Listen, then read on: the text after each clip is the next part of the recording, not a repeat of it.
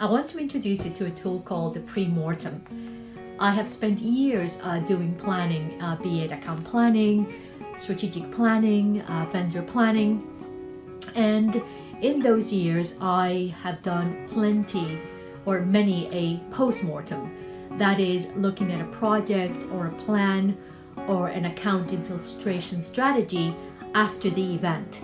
And that's really good, a post-mortem, because you get to learn a lot about what you've done to make sure you don't do it again.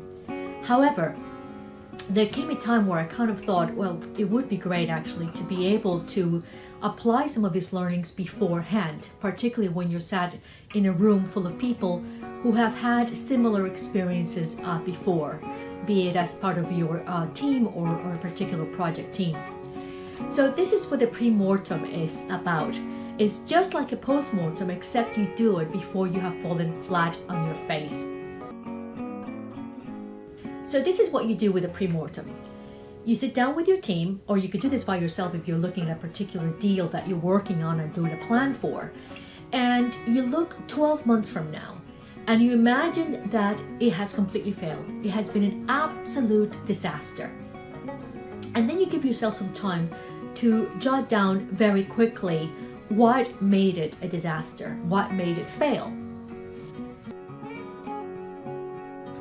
If you're working with a few people, you'll notice that you will come up with very similar problems, and you will quickly identify those problems that are going to be critical to your ability to reach your goal in your plan or succeed in your project.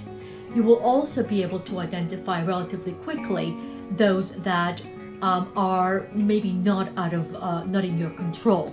So we begin to address those that are in our control at the moment, and the ones that are more significant, and then put aside for now those that are out of your control.